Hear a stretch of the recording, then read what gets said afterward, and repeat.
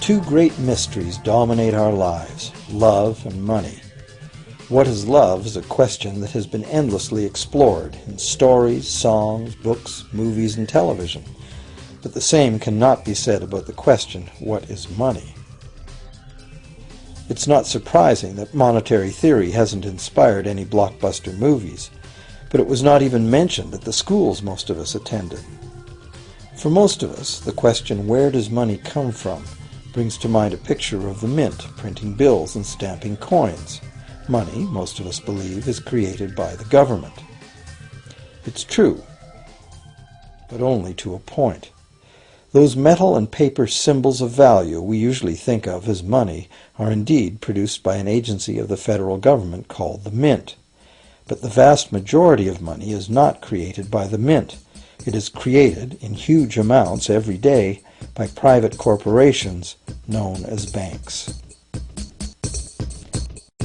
Most of us believe that banks lend out money that has been entrusted to them by depositors. Easy to picture, but not the truth. In fact, banks create the money they loan, not from the bank's own earnings, not from the money deposited, but directly from the borrower's promise to repay. The borrower's signature on the loan papers is an obligation to pay the bank the amount of the loan plus interest, or lose the house, the car, whatever asset was pledged as collateral. That's a big commitment from the borrower. What does the same signature require of the bank? The bank gets to conjure into existence the amount of the loan and just write it into the borrower's account. Sound far-fetched? Surely that can't be true. But it is.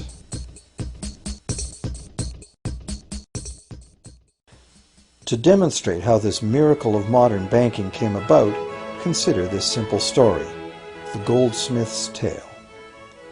Once upon various times, pretty much anything was used as money. It just had to be portable, and enough people had to have faith that it could later be exchanged for things of real value, like food, clothing, and shelter. Shells, cocoa beans, pretty stones, even feathers have been used as money. Gold and silver were attractive, soft, and easy to work with, so some cultures became expert with these metals. Goldsmiths made trade much easier by casting coins, standardized units of these metals whose weight and purity was certified. Well, to protect his gold, the goldsmith needed a vault, and soon his fellow townsmen were knocking on his door, wanting to rent space to safeguard their own coins and valuables. Before long, the goldsmith was renting every shelf in the vault and earning a small income from his vault rental business. Years went by, and the goldsmith made an astute observation. Depositors rarely came in to remove their actual physical gold, and they never all came in at once. That was because the claim checks the goldsmith had written as receipts for the gold were being traded in the marketplace as if they were the gold itself. This paper money was far more convenient than heavy coins, and amounts could simply be written instead of laboriously counted one by one for each transaction. Meanwhile, the goldsmith had another business. He lent out his gold, charging interest. Well, as convenient claim check money came into acceptance, borrowers began asking for their loans in the form of these claim checks instead of the actual metal. As industry expanded, more and more people asked the goldsmith for loans. This gave the goldsmith an even better idea. He knew that very few of his depositors ever removed their actual gold, so the goldsmith figured he could easily get away with lending out claim checks against his depositors' gold, in addition to his own. As long as the loans were repaid, his depositors would be none the wiser and no worse off, and the goldsmith, now more banker than artisan, would make a far greater profit than he could by lending only his own gold. For years, the goldsmith secretly enjoyed a good income from the interest earned on everybody else's deposits. Now a prominent lender, he grew steadily richer than his fellow townsmen, and he flaunted it. Suspicions grew that he was spending his depositors' money. His depositors got together and threatened withdrawal of their gold if the goldsmith didn't come clean about his newfound wealth. Contrary to what one might expect, this did not turn out to be a disaster for the goldsmith. Despite the duplicity inherent in his scheme, his idea did work. The depositors had not lost anything. Their gold was all safe in the goldsmith's vault. Well, rather than taking back their gold, the depositors demanded that the goldsmith, now their banker, cut them in by paying them a share of the interest. And that was the beginning of banking. The banker paid a low interest rate on deposits of other people's money that he then loaned out at a higher interest. The difference covered the bank's cost of operation and its profit. The logic of this system was simple, and it seemed like a reasonable way to satisfy the demand for credit. However, this is not the way banking works today. Our goldsmith banker was not content with the income remaining after sharing the interest earnings with his depositors, and the demand for credit was growing fast as Europeans spread out across the world. But his loans were limited by the amount of gold his depositors had in his vault. That's when he got an even bolder idea. Since no one but himself knew what was actually in his vaults, he could lend out claim checks on gold that wasn't even there. As long as all the claim check holders didn't come to the vault at the same time and demand real gold, how would anyone find out? This new scheme worked very well, and the banker became enormously wealthy on the interest paid on gold that did not exist. The idea that the banker would just create money out of nothing was too outrageous to believe, so for a long time the thought did not occur to people. But the power to just invent money went to the banker's head, as you can well imagine. In time, the magnitude of the banker's loans and his ostentatious wealth did trigger suspicions once again. Some borrowers started to demand real gold instead of paper representations. Rumors spread. Suddenly, several wealthy depositors showed up to remove their gold. The game was up.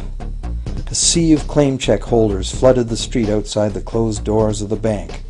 Alas, the banker did not have enough gold and silver to redeem all the paper he had put into their hands. This is called a run on the bank, and it is what every banker dreads. This phenomenon of a run on the bank ruined individual banks and, not surprisingly, damaged public confidence in all bankers. It would have been straightforward to outlaw the practice of creating money from nothing. But the large volumes of credit the bankers were offering had become essential to the success of European commercial expansion, so instead the practice was legalized and regulated. Bankers agreed to abide by limits on the amount of fictional loan money that could be lent out. The limit would still be a number much larger than the actual value of gold and silver in the vault. Quite often the ratio was 9 fictional dollars to 1 actual dollar in gold. These regulations were enforced by surprise inspections. It was also arranged that, in the event of a run, central banks would support local banks with emergency infusions of gold.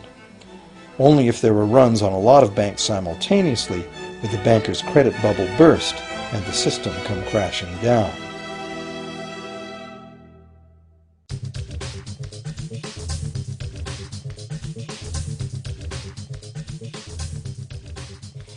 Over the years, the fractional reserve system and its integrated network of banks backed by a central bank has become the dominant money system of the world. At the same time, the fraction of gold backing the debt money has steadily shrunk to nothing. The basic nature of money has changed. In the past, a paper dollar was actually a receipt that could be redeemed for a fixed weight of gold or silver. In the present, a paper or digital dollar can only be redeemed for another paper or digital dollar. In the past, privately created bank credit existed only in the form of private banknotes, which people had the choice to refuse, just as we have the choice to refuse someone's private check today. In the present, privately created bank credit is legally convertible to government-issued fiat currency, the dollars, loonies, and pounds we habitually think of as money. Fiat currency is money created by government fiat or decree, and legal tender laws declare that citizens must accept this fiat money as payment for debt, or else the courts will not enforce the obligation. So now the question is, if governments and banks can both just create money, then how much money exists? In the past, the total amount of money in existence was limited to the actual physical quantities of whatever commodity was in use as money. For example, in order for new gold or silver money to be created, more gold or silver had to be found and dug out of the ground. In the present, money is literally created as debt.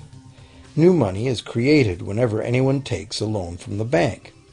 As a result, the total amount of money that can be created has only one real limit: the total level of debt.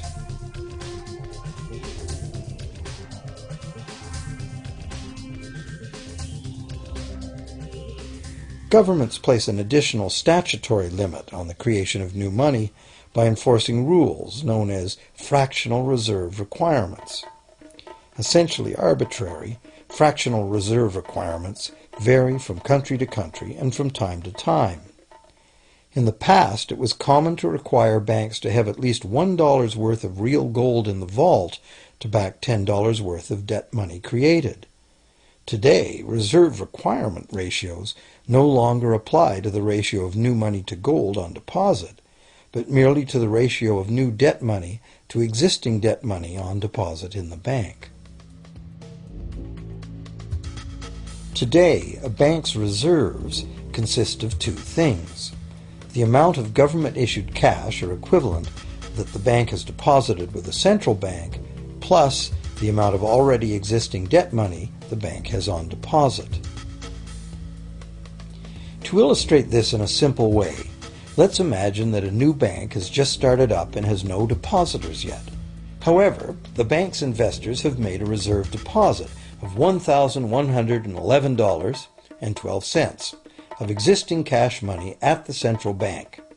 The required reserve ratio is 9-to-1. Step 1. The doors open and the new bank welcomes its first loan customer. He needs $10,000 to buy a car. At the 9-to-1 reserve ratio, the new bank's reserve at the central bank, also known as high-powered money, allows it to legally conjure into existence 9 times that amount, or $10,000, on the basis of the borrower's pledge of debt. This $10,000 is not taken from anywhere. It's brand new money simply typed into the borrower's account as bank credit.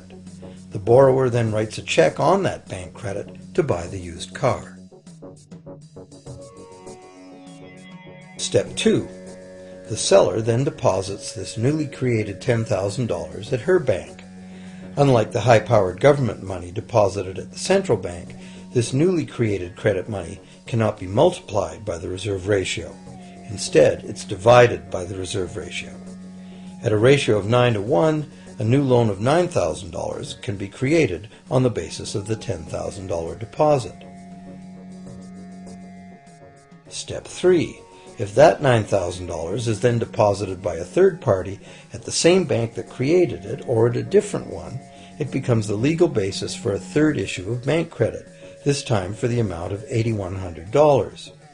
Like one of those Russian dolls, where each layer contains a slightly smaller doll inside, each new deposit contains the potential for a slightly smaller loan in an infinitely decreasing series. Now, if the loan money created is not deposited at the bank, the process stops. That's the unpredictable part of the money creation mechanism. But more likely, at every step, the new money will be deposited at a bank, and the reserve ratio process can repeat itself over and over until almost $100,000 of brand new money has been created within the banking system. All of this new money has been created entirely from debt, and the whole process has been legally authorized by the initial reserve deposit of just $1,111.12, which is still sitting untouched at the central bank. What's more, under this ingenious system, the books of each bank in the chain must show that the bank has 10% more on deposit than it has out on loan. This gives banks a very real incentive to seek deposits in order to be able to make loans, supporting the general but misleading impression that loans come out of deposits. Now, unless all the successive loans are deposited at the same bank, It cannot be said that any one bank got to multiply its initial high-powered money reserve almost 90 times by issuing bank credit out of nothing. However, the banking system is a closed loop. Bank credit created at one bank becomes a deposit in another, and vice versa. In a theoretical world of perfectly equal exchanges, the ultimate effect would be exactly the same as if the whole process took place within one bank. That is, the bank's initial central bank reserve of a little over $1,100 allows it to ultimately collect interest on up to $100,000 the bank never had.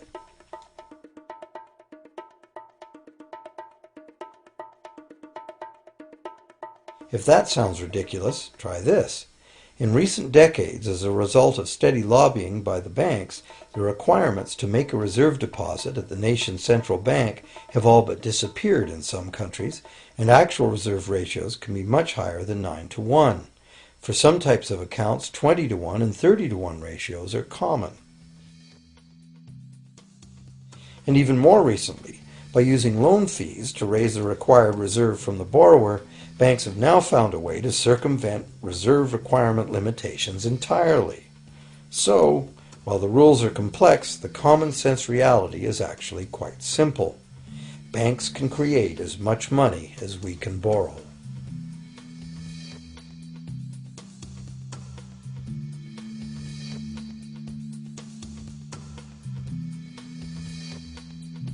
Despite the endlessly presented mint footage, government-created money typically accounts for less than 5% of the money in circulation. More than 95% of all money in existence today was created by someone signing a pledge of indebtedness to a bank. What's more, this bank credit money is being created and destroyed in huge amounts every day, as new loans are made and old ones repaid.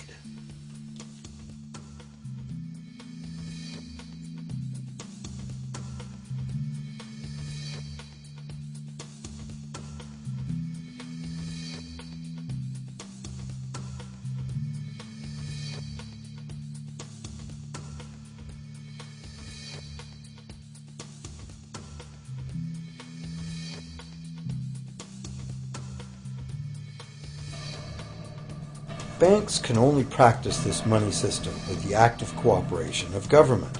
First, governments pass legal tender laws to make us use the national fiat currency.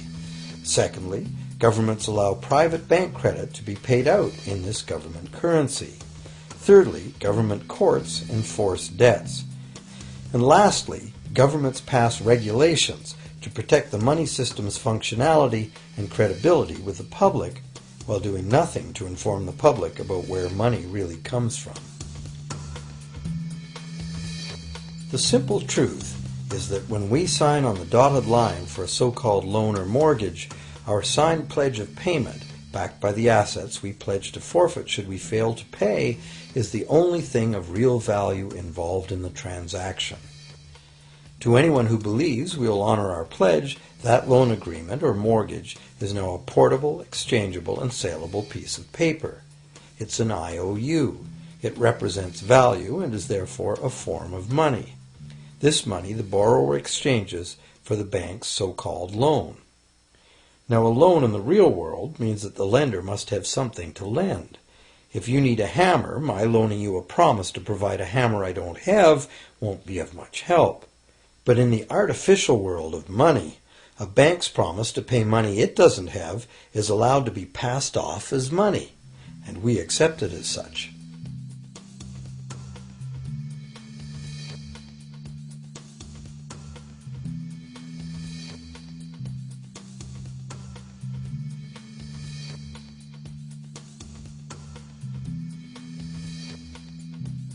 Once the borrower signs the pledge of debt, the bank then balances the transaction by creating, with a few keystrokes on a computer, a matching debt of the bank to the borrower.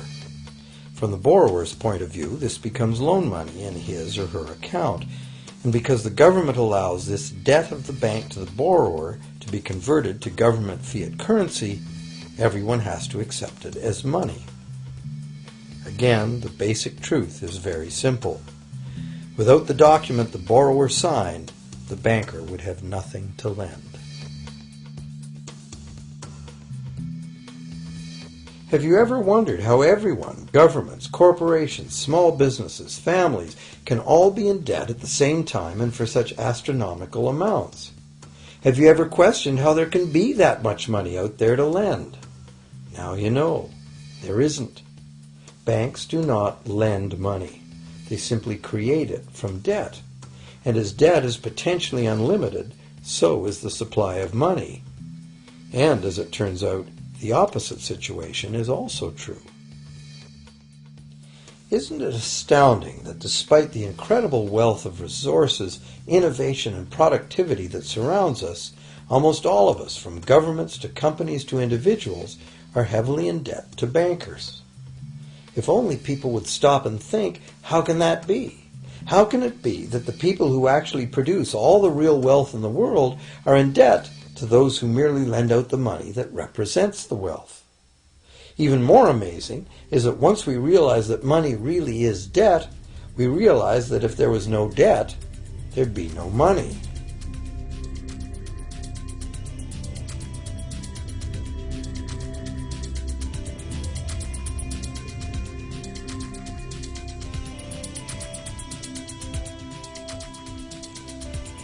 If this is news to you, you are not alone. Most people imagine that if all debts were paid off, the state of the economy would improve. It's certainly true on an individual level. Just as we have more money to spend when our loan payments are finished, we think that if everyone were out of debt, there would be more money to spend in general. But the truth is the exact opposite. There would be no money at all. There it is. We are totally dependent on continually renewed bank credit for there to be any money in existence. No loans, no money, which is what happened during the Great Depression. The money supply shrank drastically as the supply of loans dried up.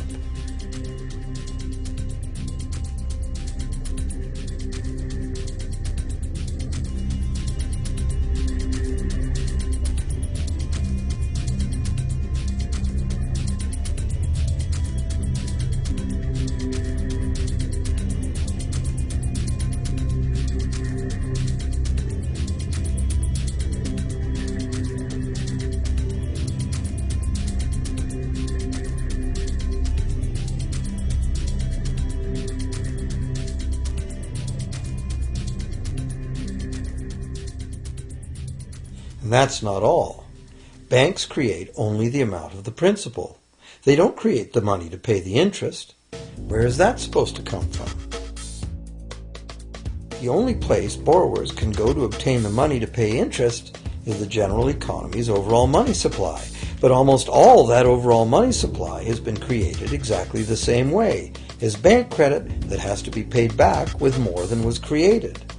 So everywhere there are other borrowers in the same situation, frantically trying to obtain the money they need to pay back both principal and interest from a total money pool which contains only principal. It is clearly impossible for everyone to pay back the principal plus interest because the interest money doesn't exist. This can even be expressed by a simple mathematical formula. The big problem here is that for long-term loans, such as mortgages and government debt, the total interest far exceeds the principal. So unless a lot of extra money is created to pay the interest, it means a very high proportion of foreclosures and a non-functioning economy. To maintain a functional society, the rate of foreclosure needs to be low. And so, to accomplish this, more and more new debt money has to be created to satisfy today's demands for money to service the previous debt. But of course, this just makes the total debt bigger, and that means more interest must ultimately be paid, resulting in an ever-escalating and inescapable spiral of mounting indebtedness.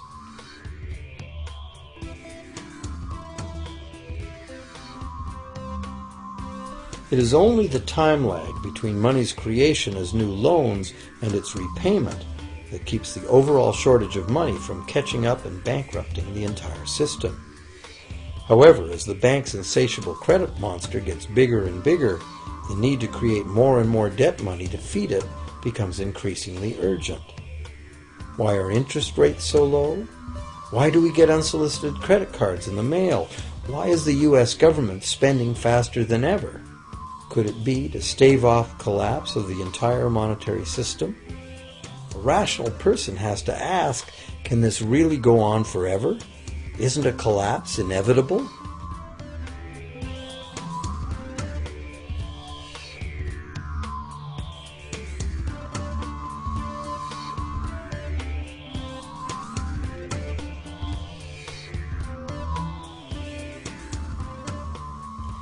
Money facilitates production and trade.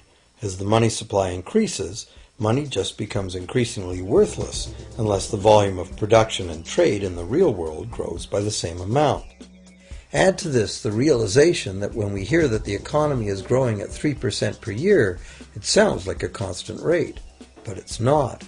This year's 3% represents more real goods and services than last year's 3% because it's 3% of the new total. Instead of a straight line, as is naturally visualized from the words, it is really an exponential curve getting steeper and steeper.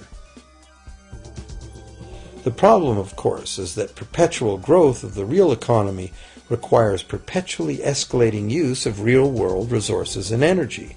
More and more stuff has to go from natural resource to garbage every year, forever, just to keep this system from collapsing.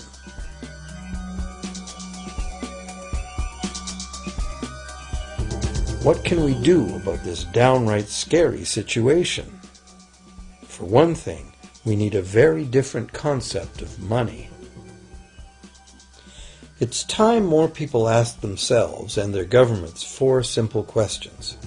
Around the world, governments borrow money at interest from private banks. Government debt is a major component of total debt, and servicing that debt takes a big chunk of our taxes. Now we know that banks simply create the money they lend, and that governments have given them permission to do this. So the first question is, why do governments choose to borrow money from private banks at interest when government could create all the interest-free money it needs itself? And the second big question is, why create money as debt at all? Why not create money that circulates permanently and doesn't have to be perpetually reborrowed at interest in order to exist? The third question, how can a money system that can only function with perpetually accelerating growth be used to build a sustainable economy? Isn't it logical that perpetually accelerating growth and sustainability are incompatible? And finally, what is it about our current system that makes it totally dependent on perpetual growth? What needs to be changed to allow the creation of a sustainable economy?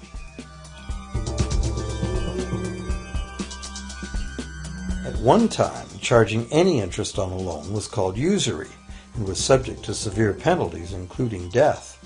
Every major religion forbade usury. Most of the arguments made against the practice were moral. It was held that money's only legitimate purpose was to facilitate the exchange of real goods and services. Any form of making money from simply having money was regarded as the act of a parasite or of a thief.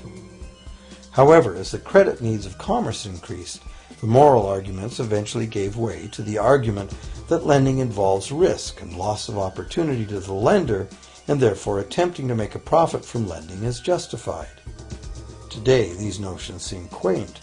Today, the idea of making money from money is held as an ideal to strive for. Why work when you can get your money to work for you? However, in trying to envision a sustainable future, it's very clear that the charging of interest is both a moral and a practical problem. Imagine a society and economy that can endure for centuries because, instead of plundering its capital stores of energy, it restricts itself to present-day income. No more wood is harvested than grows in the same period. All energy is renewable, solar, gravitational, geothermal, magnetic, and whatever else we discover. This society lives within the limits of its non-renewable resources by reusing and recycling everything, and the population just replaces itself. Such a society could never function using a money system utterly dependent on perpetually accelerating growth. A stable economy would need a money supply at least capable of remaining stable without collapsing. Let's say the total volume of this stable money supply is represented by this big circle. Let's also imagine that moneylenders must actually have existing money to lend. If some people within this money supply begin systematically lending money at interest, their share of the money supply will grow. If they continually re-loan at interest all the money that gets paid back, what's the inevitable result? Whether it's gold, fiat, or debt money doesn't matter. The moneylenders will end up with all the money. And after the foreclosures and bankruptcies are all filed, they'll get all the real property too. Only if the proceeds of lending at interest were evenly distributed among the population would this central problem be solved. Heavy taxation of bank profits might accomplish this goal, but then why would banks want to be in business? If we were ever able to free ourselves of the current situation, we could imagine banking run as a non-profit service to society, dispersing its interest earnings as a universal citizen dividend, or lending without charging interest at all.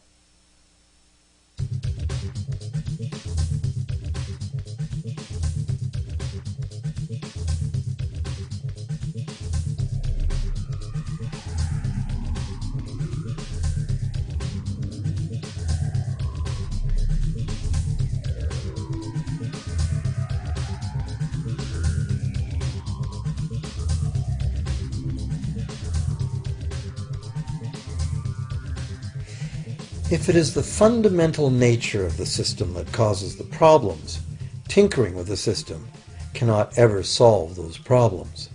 The system itself must be replaced. Many monetary critics call for a return to gold-based money, claiming that gold has a long history of reliability. They ignore the many scams that can be played with gold, shaving coins, debasing the metal, cornering the market, all of which were abundantly practiced in ancient Rome and contributed to its fall. Some advocate silver, it being more abundant than gold and therefore more difficult to corner. Many question the need to bring back precious metals at all. No one wants to go back to carrying heavy sacks of coins to go shopping. It's a certainty that paper, digital, plastic, or more likely biometric ID money would be the real medium of trade, with the same potential for creating unlimited debt money we have now. Beyond that, if gold again became the sole legal basis of money, those who have no gold would suddenly have no money. Other monetary reform advocates have concluded that greed and dishonesty are the main problems, and that there may be better ways to create an honest and equitable money system than returning to silver or gold. Inventive minds have proposed a variety of alternate ways to create money. Many private barter systems create money as debt, much as banks do, but it is done openly and without charging interest. An example is a barter system in which debt is expressed as pledges of hours of work, all work being valued equally at a dollar figure that then allows hours to be equated with the dollar price of goods. This kind of money system can be set up by anyone who can devise a way to do the accounting and find willing and trustworthy participants. Setting up a local barter money system, even if it were little used now, would be prudent emergency planning for any community. Monetary reform, like electoral reform, is a big topic, and one that requires a willingness to change and to think outside the box. Monetary reform, again, like electoral reform, will not come easily, because the enormously powerful interests that benefit from the existing system will do their utmost to maintain their advantage. Now that we've seen that money is just an idea, and that in reality money can be whatever we make it, here's one very simple alternative monetary concept to consider.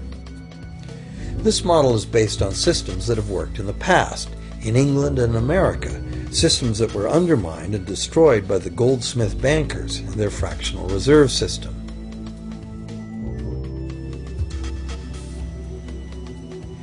create an economy based on permanent interest-free money, money could simply be created and spent into the economy by the government, preferably on long-lasting infrastructure that facilitates the economy, such as roads, railroads, bridges, harbors, and public markets. This money would not be created as debt, it would be created as value, that value being in the form of whatever it was spent on. If this new money facilitated a proportional increase in trade requiring its use, it would cause no inflation whatsoever. If government spending did cause inflation, there would be two courses of action available. Inflation is equivalent in effect to a flat tax on money. Whether the money goes down in value 20% or the government takes 20% of our money away from us, the effect on our buying power is the same. Viewed this way, inflation in place of taxation might be politically acceptable if well spent and kept within limits. Or government could choose to counter inflation by collecting tax monies that it then takes out of use, thus reducing the money supply and restoring its value. To control deflation, which is the phenomenon of falling wages and prices, the government would simply spend more money into existence. With no competing private debt money creation, governments would have more effective control of their nation's money supply. The public would know whom to blame if things went wrong. Governments would rise and fall on their ability to preserve the value of money. Government would operate primarily on taxes, as it does now, but tax money would go much, much further, as none of it would be required to pay interest to private bankers. There could be no national debt if the federal government simply created the money it needed. Our perpetual collective servitude to the banks through interest payments on government debt would be impossible.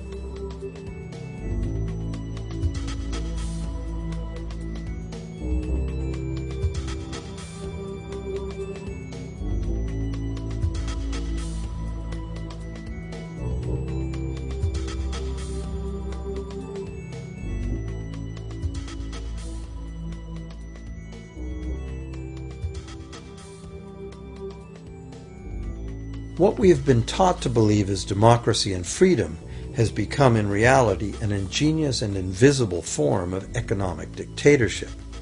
As long as our entire society remains utterly dependent on bank credit for its supply of money, bankers will be in the position to make the decisions on who gets the money they need and who doesn't.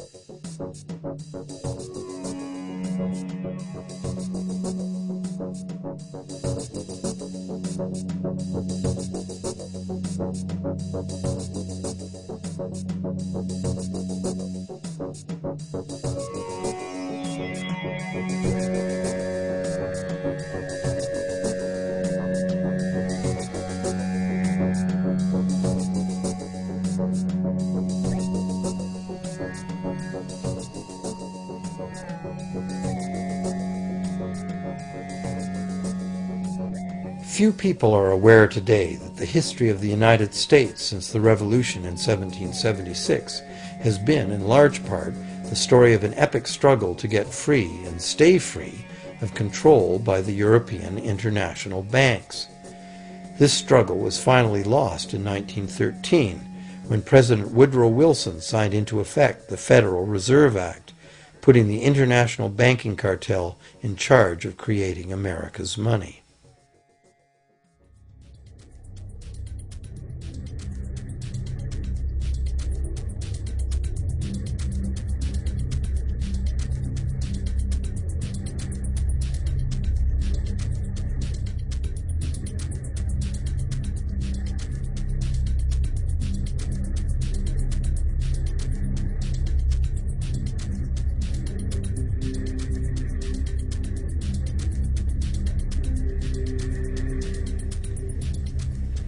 The power of this system is deeply ingrained.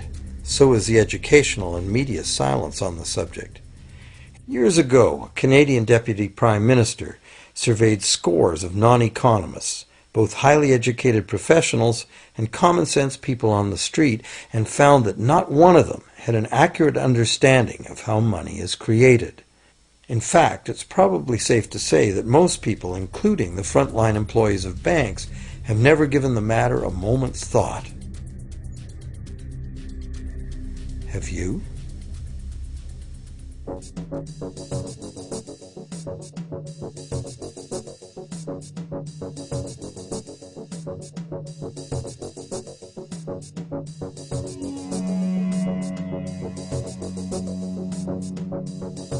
The modern money-as-debt system was born a little over 300 years ago, when the first Bank of England was set up with a royal charter for fractional lending of gold receipts at a modest ratio of 2 to 1.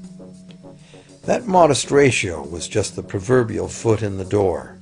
The system is now worldwide, creates virtually unlimited amounts of money out of thin air, and has almost everyone on the planet chained to a perpetually growing debt that can never be paid off.